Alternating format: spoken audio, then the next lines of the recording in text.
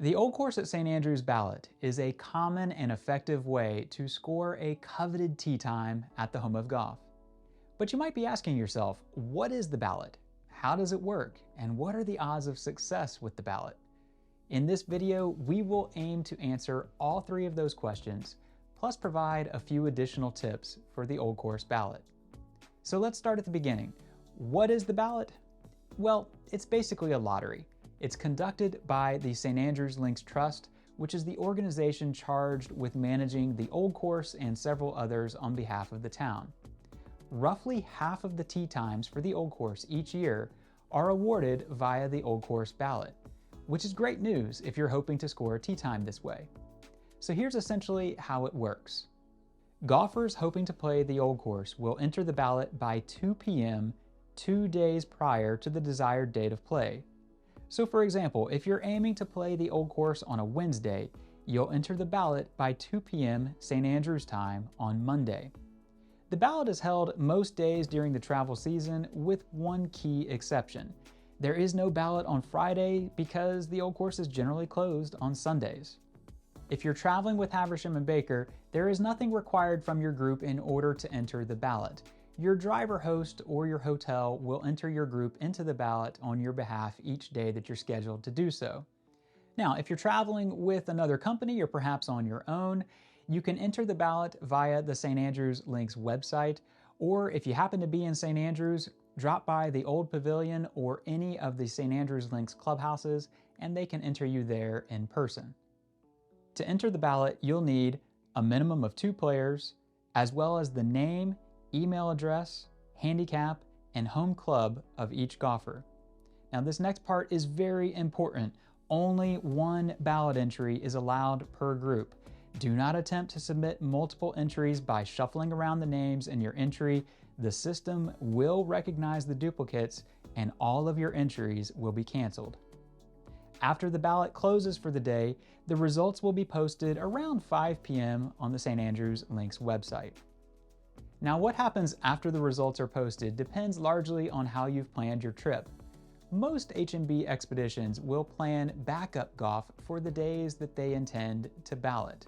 If you have backup golf in place and are successful with the ballot, the courses in the St. Andrews area will generally work with you to try and reschedule that tee time to another day if available. And it's that based upon availability part that's important because during busy times, they may not have a backup tee time to move your group to if you're successful with the ballot. But this is precisely why you've booked backup golf to begin with, because scoring a tee time at another course with 48 hours notice in St. Andrews during the peak of the golf travel season is easier said than done. Our advice is to view that backup tee time as just part of the cost of playing the Old Course. If at a worst case scenario, you lose that green fee, you have still come out way ahead compared to the cost of booking a guaranteed tee time for the Old Course up front. So the last and probably most common question that we receive when it comes to the ballot is, what are the odds of success? The answer to this question is somewhat unsatisfying because it depends. Most of the time, it's going to come down simply to supply and demand. If you're entering the ballot in mid-July around the Open Championship, your odds of success are exponentially lower than, say, mid-April, which would be considered the shoulder season. Another important factor is how many times you're entering the ballot. If your group drops your name in the ballot one time and you are successful with that one and only entry, then you may as well play the lottery while you're at it. Our suggestion is to base yourself in St. Andrews for several days, 3, 4, 5 days, maybe even the entire week, and enter your group every single day. The more entries you give yourself, the greater the odds that your number will eventually come up. But this is where having an expert in your corner can pay dividends. Our expedition planning managers have decades of historical data when it comes to the ballot at their disposal, and they can use that information to help guide your group to maybe the right window of dates or particular days of the week where your odds of success might be a little higher. Finally, here are some important tips to also keep in mind when entering the Old Course Ballot.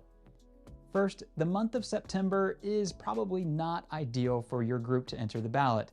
The RNA occupies the Old Course for much of the month, which severely limits availability. Second, if you are planning a trip, be sure to check the Busy Dates section of the St. Andrews Links website. There are numerous events held on the Old Course throughout the summer, and knowing this information will keep you from planning your trip during an inconvenient time. And last but not least, if all else fails, there is always the singles queue. It's not for everyone, but it is an effective way to land a tee time for the Old Course. Just get there earlier than you might think. So that's the need to know when it comes to the Old Course at St. Andrews ballot.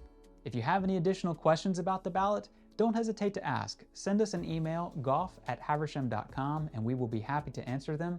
Otherwise, we wish you plenty of luck with the ballot and hope you have an unforgettable journey to the home of golf.